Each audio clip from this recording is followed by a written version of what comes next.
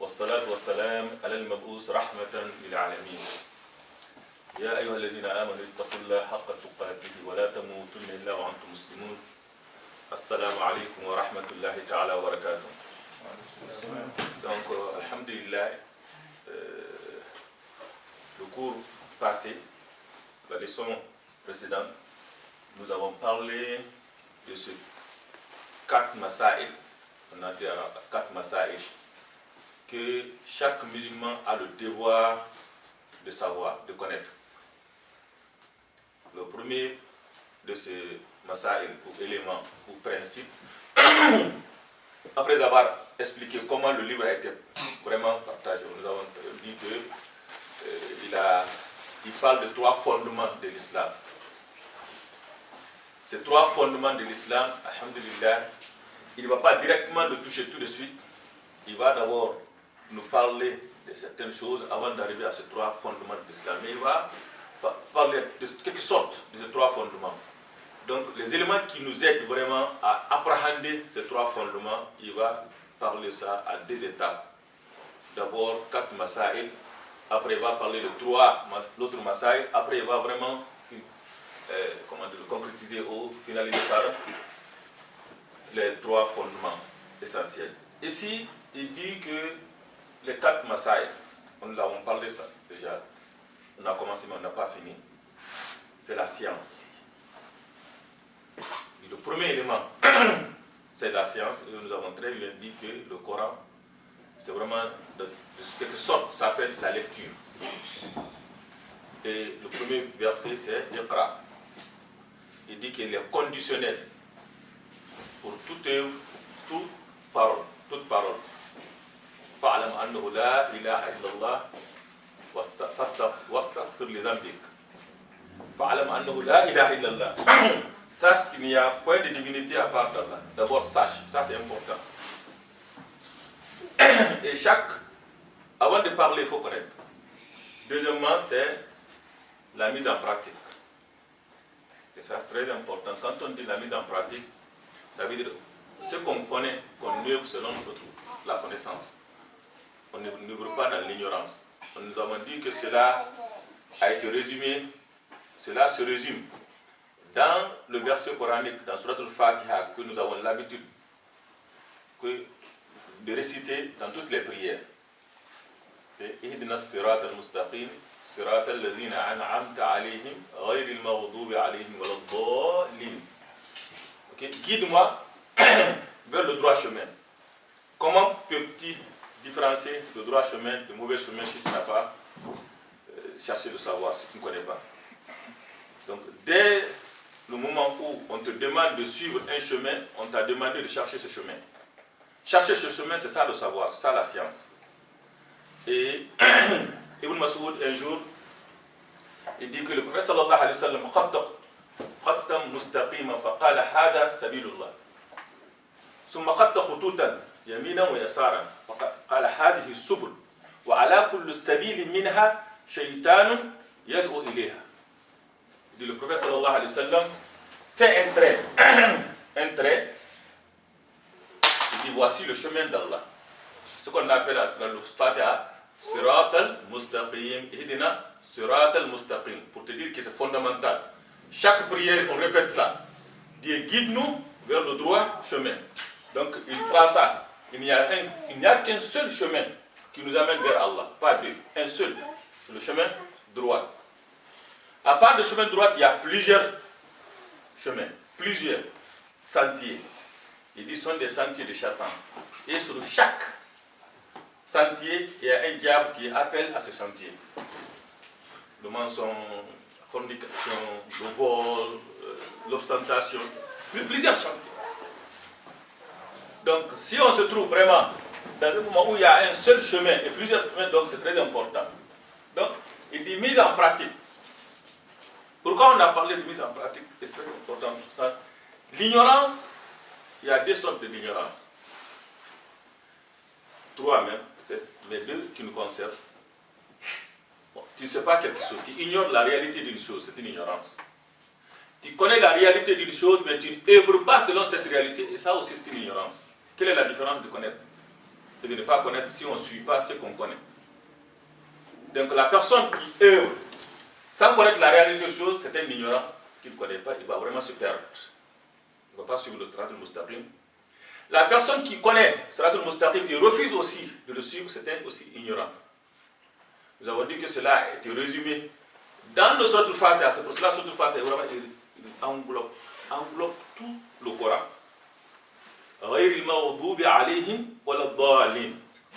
Ceux qui ont encouru la colère d'Allah, ce sont ceux qui connaissent la vérité, ils ont refusé de le suivre. Les égarés, c'est ceux qui ont œuvré sans science. Donc vous voyez ici, nous guider vers le droit chemin. Et ce droit chemin, c'est pour œuvrer selon ce qu'on connaît. Pas ceux qui ont encouru ta colère, ils connaissent la vérité, ils n'ont pas suivi. Ni ceux qui sont égarés, ils ont essayé de faire quelque chose, mais ils ne connaissent pas la vérité, donc ils se sont égarés. Donc tout cela, donc c'est très important. Donc la mise en pratique veut dire œuvrer selon ce que le prophète sallallahu alayhi wa sallam, ce qui a été révélé au prophète sallallahu alayhi wa sallam, qui est le droit chemin. Si tu connais et que tu ne suis pas, ça aussi c'est une ignorance. Okay. Ça c'est très important. C'est très important. Il y en a des gens, ils connaissent la vérité, ils prêchent les gens, mais eux non, pas du tout. Donc on a parlé jusqu'à ici, la semaine passée. Maintenant on parle de l'invitation. Inviter à la religion.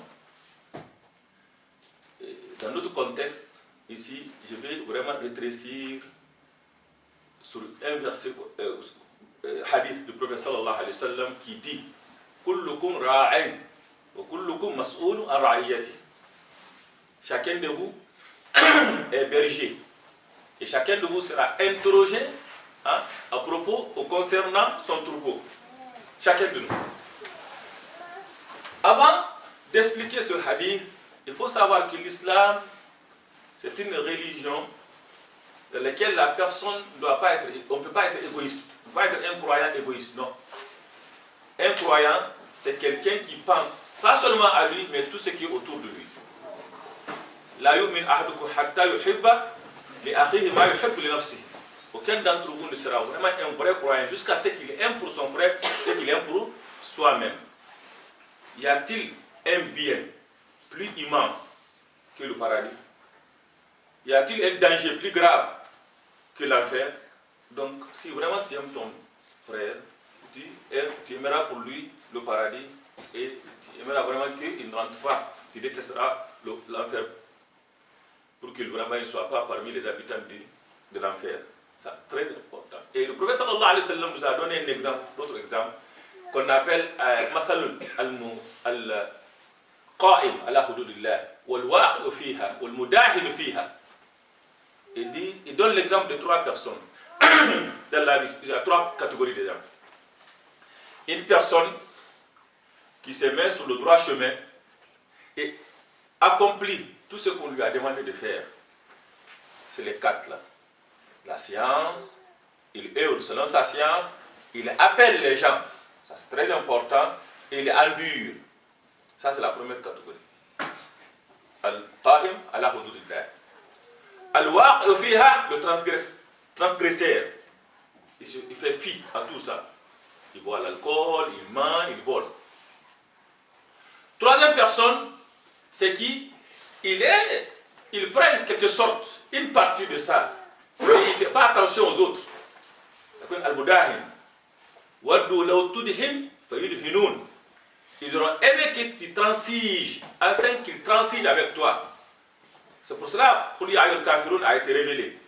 Je vais dire le prophète sallallahu alayhi wa sallam, nous pouvons vraiment être d'accord, on peut se tomber d'accord, faire une entente entre nous. Nous allons adorer ton Seigneur quelque temps, et puis nous viendrons, on va adorer aussi Hubal et Lat.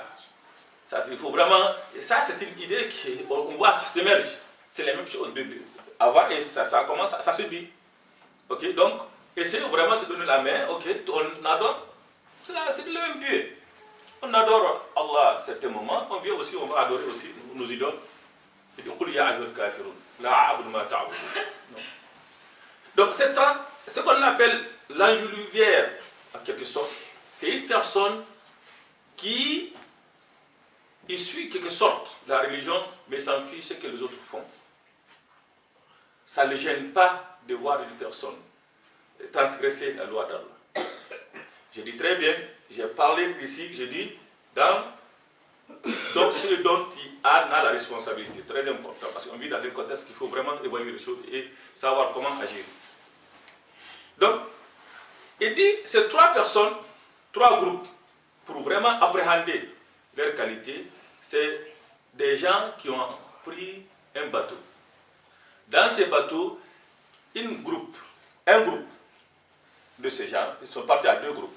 Un groupe resté partie inférieure du bateau, l'autre partie supérieure du bateau.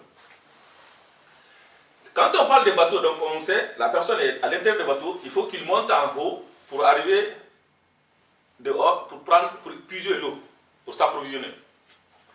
Pour qu'il fasse ça, il faut qu'il passe par les autres, donc il les dérange. Il dit, pourquoi on dérange les autres? Pourquoi on ne fait pas une brèche, un trou au fond du bateau afin d'arriver au dos? C'est plus vite, c'est plus rapide. Il dit, voilà ce qui arrive. Ceux qui sont en haut, s'ils les laissent ce qu'ils veulent, qui perdra? Ce sera un seulement? C'est tout le monde qui coule là. S'ils les empêchent, ils seront sauvés tous. Qui sont les transgresseurs là? C'est lui qui prêche, qui fait des brèches. Qui est Moudahin, transige ou l'ingénuaire? C'est lui qui laisse faire. Okay. Qui qui se met sur le droit chemin, c'est lui qui l'empêcherait. Donc c'est très important. L'islam, il va dans ce sens-là. Donc quand on dit da'wa, Allah est très très important. Ta propre sauvegarde dépend de ça. Et quand on parle à da'wa ilallah, le prophète sallallahu alayhi wa sallam, même lui, il dit wanzir ashirataka al-aqrabin. Okay? Il dit prêche, appelle tes proches, ceux qui t'ont plus proches, les plus proches. Donc on commence d'abord de ceux qui sont plus proches de nous. Ça c'est très important. Et ça commence par qui? Par ta propre famille. Par ta propre famille. C'est pour cela, dans ce verset qu'on a dit, le dit, Ya ayyuhallazina amanu qu anfusakum wa ahlikum nara wuquduha an-nas wal hijar alayha malaikatun ghiladun shidad la ya'suna Allah ma amarahum wa yaf'aluna ma yu'marun. Donc il dit qu anfusakum wa ahlikum nara. Préservez vos propres personnes et aussi vos familles d'un feu. Ce feu dont le combustible sera quoi? Des humains et des pierres. Donc on préserve non seulement sa propre personne, non, on pense aussi à notre famille. Ça, et ça commence par ta famille, tes enfants. Ça c'est très important. Donc l'invitation, quand on parle ici d'invitation, souvent les gens, ils pensent toujours aux autres. Non, pense d'abord à toi. Pense d'abord à tes enfants, à ta famille. Et ça c'est important. C'est important. Et ça, il y a une façon aussi d'appeler à l'islam, à la religion. Une façon d'appeler à la religion qui nous amène au premier point, qui est la science. On n'appelle pas la religion dans l'ignorance. Il faut savoir comment appeler. Ça, c'est très important. Donc, dans le Coran, dire très haut, il nous parle de ça, de dire que quand tu appelles une personne, tu l'appelles selon la science. وَأَنَّ هَذَا صِرَاطِي مُسْتَقِيمًا فَاتَّبِعُوهُ وَلَا تَتَّبِعُوا السُّبُلَ فَتَفَرَّقَ بِكُمْ عَنْ سَبِيلِهِ. Ça c'est très important. Il dit mon chemin, voici mon chemin qui est chemin droit, et suivez-les. Donc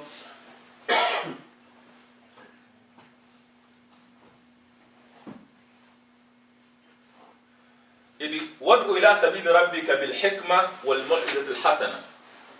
On appelle au sentier d'Allah par quoi? Par la sagesse et par la bonne exhortation. Donc la personne, avant d'abord d'appeler à la science, à la religion, il doit d'abord acquérir la science.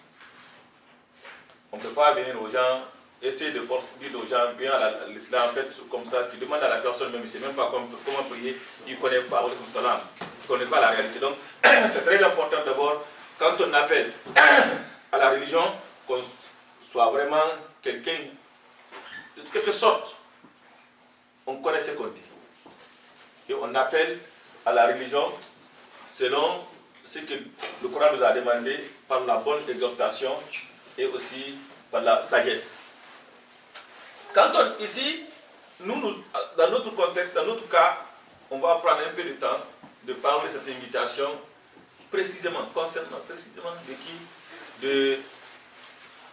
De nos enfants, de notre famille. Oui, il est important, la société c'est très important, mais il dit, la yukallifullahu nafsan illa wus'aha. Dieu ne t'impose pas plus que ce que tu peux en supporter. Car la société, bien sûr, la communauté, bien sûr, ça t'incombe aussi. Les amis que tu as avec, les frères que tu fais du travail, tu travailles avec ou tu marches avec, que vous parlez au téléphone, c'est très important que tu sois conscient vraiment de leur état spirituel. Il est dit dans Athan que Allah, un jour, il a envoyé un ange pour punir une ville. Quand l'ange est venu, il dit, et Allah, il dit, Rab, inna fiha salih, inna fiha rajulun salih, inna fiha rajulun salih. Il dit, fabihi fabda, fabihi fabda. Il dit, lima ya Rab, qala la yatama'ar wajhuhu min ma'asiyati. Il dit, Dieu demanda à un ange de détruire une ville. Quand il est venu, en voulant détruire cette ville, il dit, oh Seigneur, j'ai trouvé qu'il y a un vertueux. Parmi toute la ville, il y avait un seul vertueux. S'il détruit la ville, c'est tout le monde qui s'en ira. Dieu dit, commence par lui. Pourquoi je commencerai par lui? Il dit, ça ne le gêne pas. Il ne s'est jamais gêné de leurs actes. Ça ne le gêne pas. Car on dit, Man ra'a minkum munkaran falyughayyirhu biyadihi, fa lam yastati' fa bilisanihi, fa lam yastati' fa biqalbihi. Quand tu vois quelque chose qui n'est pas mauvais, essaie vraiment de changer physiquement. Allez, venir dire aux gens, si tu ne peux pas, dis quand même, dis ce que vous n'êtes pas, je ne suis pas d'accord. La moindre chose, que tu reprouves ça par ton cœur. Mais si tu es à l'aise avec ça, et ça on le voit beaucoup, hein, des gens disent, moi, je ne prends pas l'alcool ou je ne prends pas la drogue, mais il est ami avec ceux qui prennent la drogue, ou ceux qui volent, ou ceux qui mentent. Non, c'est très important. Donc on ne peut pas vraiment être avec le péché, se mettre à l'aise et dire que non, on est bon musulman. Non, ça ne pas. Donc c'est très important. Il dit, commence par lui. Commence par lui. C'est pour cela un jour, le prophète sallallahu alayhi wa sallam a parlé de Ya'juj ou Ma'juj. Il dit, la calamité s'est rapprochée des Arabes. Zaynab, il dit, allons-nous périr alors qu'il y a parmi nous des vertueux? Il dit oui, si les péchés deviennent nombreux. S'ils deviennent nombreux, non, oui, c'est tout le monde qui ira. Quand la calamité vient, ça touchera tout le monde. C'est dans l'au-delà que Dieu va départager le gens. Donc c'est pour cela, quand on ne commet pas de péché, on s'éloigne du péché. Quand on voit quelqu'un qui commet des péchés et qui a d'autres amis, on doit vraiment intervenir pour le conseiller. Et la meilleure personne à conseiller, c'est notre propre famille, notre famille. Et ça commence par les enfants. Ici, je dis la bonne manière. Quelle est la bonne manière? C'est de commencer par soi-même, d'être un bon exemple. La meilleure éducation qu'on peut donner à un enfant, c'est d'être un bon exemple. Un bon exemple. Et ça, aujourd'hui, j'aurais aimé dire quelque chose, mais la réalité me dit que non, que je n'ai pas raison. Sinon, j'aurais dit ça la semaine passée, l'autre passée, que oui, c'est facile de faire traîner les enfants, de venir assister au cours. Mais quand on dit que les adultes eux-mêmes viennent au cours, ça, c'est pas facile. C'est pas facile. C'est très facile de dire aux enfants, fais ça, mais toi-même, est-ce que tu le fais? Donc c'est très important que tu commences par soi-même, que l'enfant voit dans tes yeux que tu aimes la mosquée, que tu aimes la science religieuse, que tu aimes vraiment prier, que tu aimes ta religion.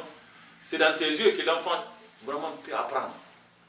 Et ça, c'est très important, que tu sois un bon exemple d'abord. Ça, c'est fondamental. Que la personne soit un bon exemple pour ses enfants. L'enfant apprend de tes actes plus que ce que tu dis. Quand il y a une contradiction, il y aura une opposition. Mais quand il y a la concordance, dès que ce qu'on dit et ce qu'on fait, même s'il ne suit pas tout de suite, là, finalement, il va finir par faire. Donc c'est très important qu'on soit d'abord un bon exemple. Le prophète sallallahu alayhi wa sallam nous a donné une bonne leçon. C'est des bonnes stratégies. Comment appeler l'enfant à la religion. Il y a un savant religieux, il dit il'ab ma waladik sab'an wa dibuhu sab'an wa rafiquhu sab'an summa utrukuhu li halihi ou comme il dit ton enfant, lui il a partagé en 7 ans, 3 niveaux. Les premiers 7 ans, joue avec. C'est en ce moment que l'enfant aime jouer. Il apprend par le jeu. C'est ça, c'est très important. Donc le papa, le maman doit se rabaisser jusqu'au niveau de l'enfant pour pouvoir jouer avec lui. Et la meilleure personne qui peut faire ça, c'est la maman souvent. C'est pour cela il est très important que l'enfant soit à ce moment-là proche de sa mère, parce qu'il apprend avec ça. C'est pas la sévérité, non. C'est pas donc c'est vraiment par le jeu que l'enfant apprend. Après 7 ans, ça, l'éducation vient. Les ordres viennent, ça il faut. Et le deuxième 7 ans là, c'est crucial. C'est comme un arbre qu'on plante. Si le deuxième 7 ans là, si ça te dépasse, c'est fini, tu ne pourras jamais rattraper. C'est quand on dit l'éducation des jeunes, c'est faux, il n'y a pas d'éducation jeune. Quand on est jeune là, c'est fini. On devient jeune là, non, c'est fini. Il y a la base là, c'est fini. Tu ne peux rien changer là. Tu peux améliorer un peu de retouches et tout ça, non, tu ne peux rien faire. Le deuxième 7 ans là, c'est fondamental.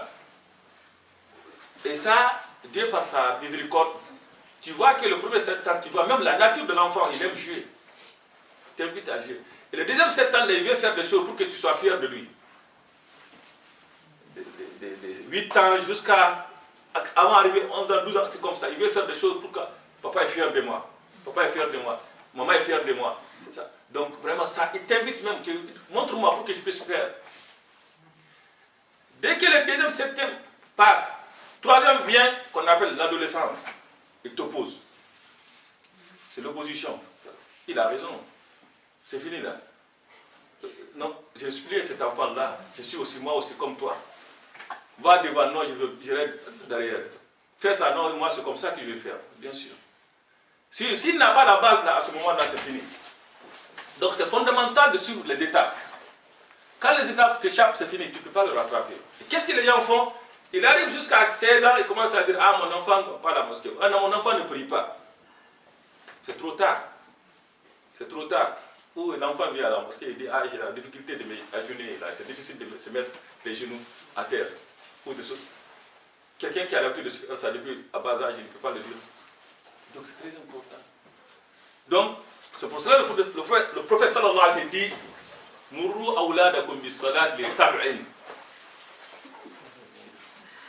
Il dit, ordonnez vos enfants à faire la prière à l'âge de 7 ans. L'âge de 7 ans.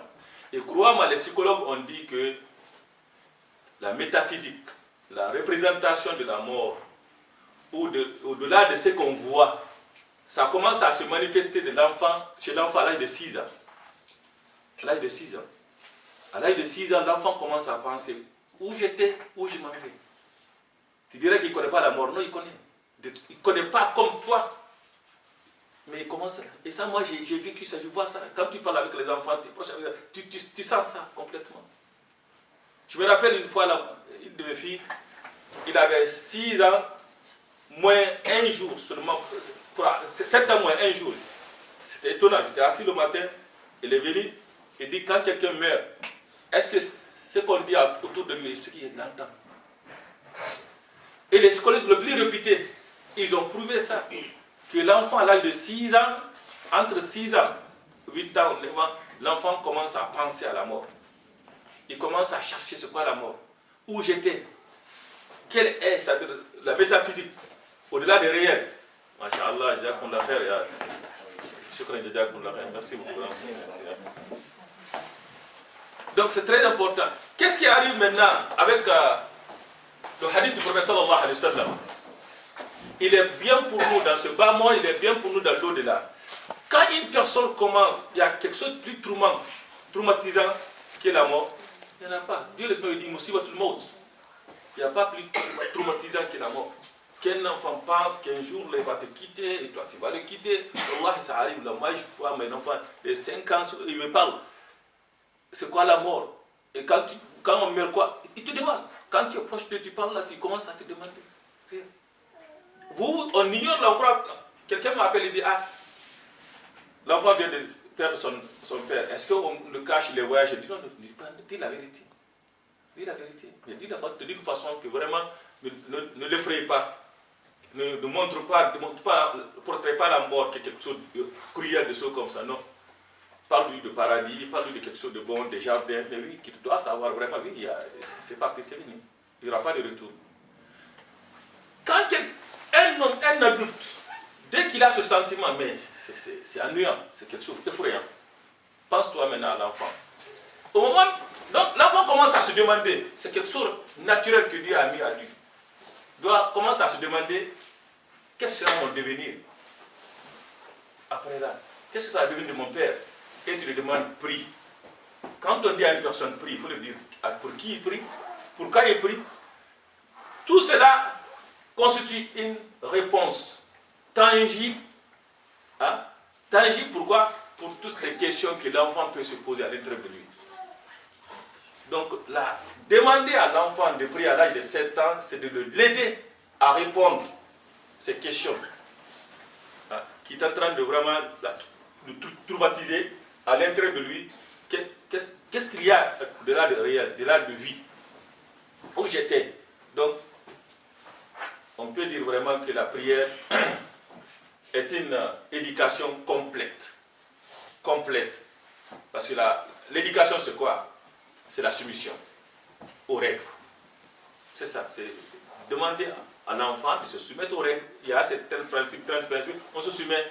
Il n'y a pas quelque chose qui te soumet aux règles plus que la prière. Inna salat kanat al-mu'minin kitaban mawquta. Donc c'est très important, c'est précis, c'est ponctuel. Et les gestes qu'on fait, s'agenouiller, se prosterner, il est complet.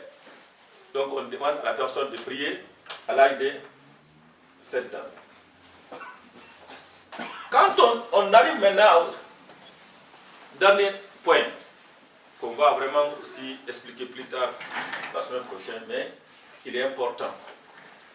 Dans le Coran, le très haut dit au prophète sallallahu alayhi wa sallam, fasbir kama sabara ulil azmi min ar-rusul. Endure comme on endurait les durées de fermeté parmi les prophètes, les messagers. Quels sont les durées de fermeté qu'on appelle ulil azmi? C'est les 5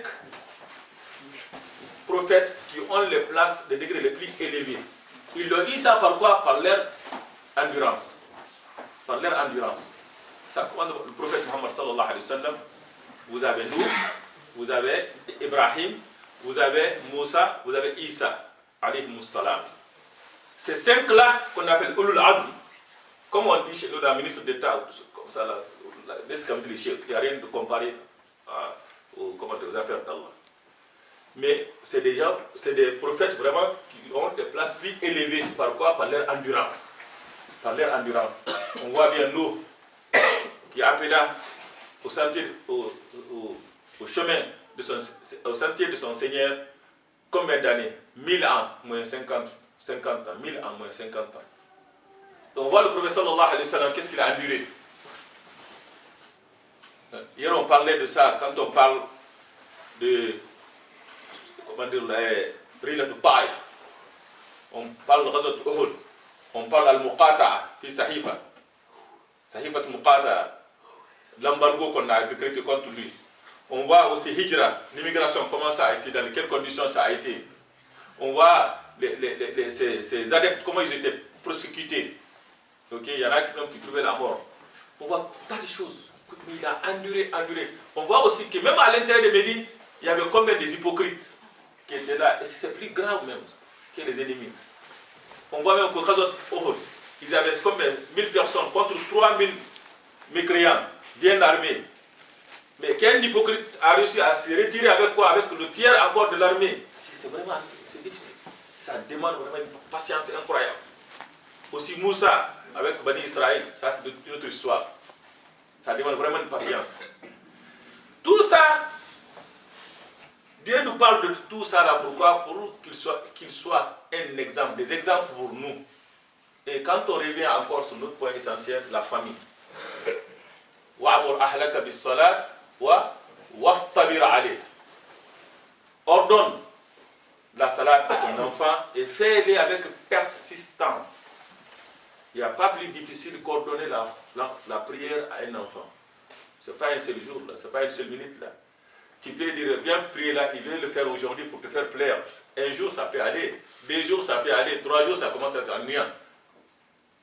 Non, il y aura une opposition. Là. Non, ton affaire, là, c'est pas... Je pensais que c'est un seul jour. Mais tous les jours, là, ça ne marche pas. Là.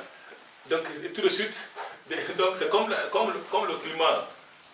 Comme notre climat actuel ici, là, des fois c'est très chaud, là, des fois c'est froid.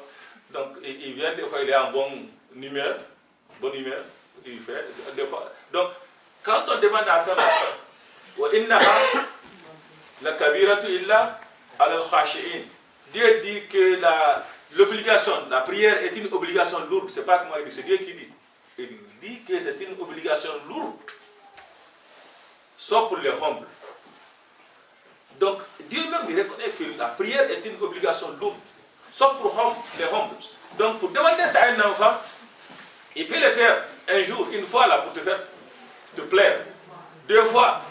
Mais quand ça commence là, chaque fois qu'il vient à l'école, tu as prié, il se lève là, tu as prié, il dit, ça commence là, surtout. Donc, ça demande vraiment persistance, insistance, patience, pour te dire que tout ce que nous parlons de la religion, ça demande vraiment patience et endurance. Patience et endurance. Et l'homme, c'est ça. Dans la vie, on a besoin que de l'endurance. Celui qui n'a pas l'endurance, n'a pas la patience, ne peut pas procéder dans la vie. Et ça, c'est très important. Surtout avec ta famille. Avec ta famille. Celui qui est patient avec sa famille. Le prophète sallallahu alayhi wa sallam était très patient avec sa famille. Il a enduré avec sa famille. Et ça, nous invitons vraiment chacun de nous d'endurer et d'être patient dans le sentier d'Allah, surtout avec ceux qui sont les plus proches. Les plus proches, avec les enfants. L'enfant, éduquer un enfant, ce n'est pas quelque chose, pas une mince affaire. Mais ça demande vraiment avec patience et l'endurance, on arrive à faire. Donc, ces 4 éléments que nous devons dire rapidement là, bon, parce que les savoirs religieux, en parlant seulement un seul point, les peut faire des jours là à t'expliquer ça. Parce qu'il tente de parler de la religion tout entière, il a parlé des éléments qui supportent.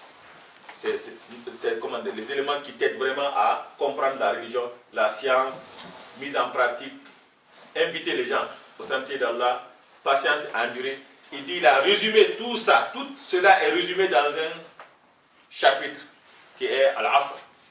Wal-Asr inna al-insana lafi khusr illa alladhina amanu wa amilu as-salihat wa tawasaw bil haqq wa tawasaw bis sabr. Donc il dit par le temps. Et le mot par le temps est très important. Nous ne sommes que des temps. Nous sommes des temps. Comme le dit un savoir religieux, il dit ma anta illa ayyam. Tu n'es que des jours. Parce que chacun de nous, c'est des jours. On est construit des jours. Chaque jour qui passe, c'est une partie de nous qui s'en va. Dès ta naissance, si Dieu dit, tu vivras 60 ans. 60 ans, c'est ça, le temps que tu passeras sur cette terre. Dès ta naissance, ça commence à diminuer. À diminuer. Donc le temps qu'Allah t'a donné, c'est ton capital, qu'on appelle ton asset. C'est à ça maintenant que tu vas faire le commerce. Pourquoi acheter le paradis? Donc si c'est profitable, tu vas au paradis, mais si tu perds, là c'est l'enfer. Donc c'est à toi maintenant quoi acheter avec. Si toi tu achètes les sentiers du diable, comme le dit le prophète sallallahu alayhi wa sallam, il dit Kullu nasu yaghdu fa ba'i'u nafsahu fa mu'tiquha aw mubiquha. Il dit chaque matin, chaque personne va à ses quotidiens pour vendre son âme. Soit il le vend au diable, il va en enfer ou il le vend à Allah, le prix c'est le paradis. Abduha samawat wal ard. Donc, il n'y a pas un temps perdu là, non. Où tu l'as fait? Aujourd'hui, dès que vous avez quitté chez vous, vous avez vendu votre temps. En venant à la mosquée, le prophète sallallahu alayhi wa sallam dit chaque pas vous élève un degré, chaque pas vous efface un péché. Et les anges baissent leurs ailes pour vous. Et aussi longtemps que vous êtes là, il est en train de prier pour vous, dire Seigneur, pardonne-les, Seigneur, accorde-leur ta miséricorde. Nous prions que cette occasion soit acceptée pour nous. Donc, c'est ça. Et d'autres personnes, il va dans les maquis, il va faire certaines choses. Donc, chacun vend son âme, mais à qui tu le vends? Donc, il dit, voilà, c'est l'instant, la fille khusr. L'être humain est en perdition. Sauf, qui sont ceux qui auront vraiment respecté les quatre. Les quatre. C'est les amanu qui auront cru. Comment on peut croire à quelque chose qu'on ne connaît pas? C'est impossible. Donc quand on dit croire, ça veut dire connaissance. Croire, c'est connaissance. Croire à quelque chose, parce que tu l'as connu. Ça te demande, ça t'invite de connaître. Tu ne peux pas croire à Allah si tu ne connais pas que Allah existe. Tu ne peux pas croire au prophète si tu ne le connais pas. Donc croire, ça veut dire vraiment savoir. Je cru quoi? Je crois que ça, des fois on l'emploie ainsi, on l'emploie le mot croire comme savoir. Et puis évidemment ils vont ensemble. Donc il est le dire amen, ça veut dire ceux qui ont, c'est ça vraiment, science. Wa amilu salihan, mise en pratique. Ils ont œuvré, ils ont fait de bonnes œuvres. Wa tawasaw, ils sont enjoints, invités à faire de quoi? À la vérité. C'est quoi la vérité? Quelle est la vérité? C'est l'islam. C'est l'islam. Et ça, ils sont enjoints et aussi invités à adopter ou être patients. Patients. Et ça, c'est très important. Quand tu regardes les récits des prophètes, les récits des gens pieux, et c'est pas plus difficile que d'être vertueux parmi les pervers. Ça demande vraiment beaucoup d'endurance. Même la personne même. C'est pour cela al-mujahid man jahada nafsahu fi ta'atillah. Il dit le combattant, le vrai combattant, c'est lui qui aura vraiment combattu sa propre âme. Donc, même en parlant, en étudiant, en faisant tout, on a besoin vraiment de patience et d'endurance. Donc, Inch'Allah, la semaine prochaine, on va parler un peu de patience, ou on va prendre le pause un peu. Et sinon, si quelqu'un aussi a une question, il peut le poser. On verra ce qu'on peut faire, Inch'Allah.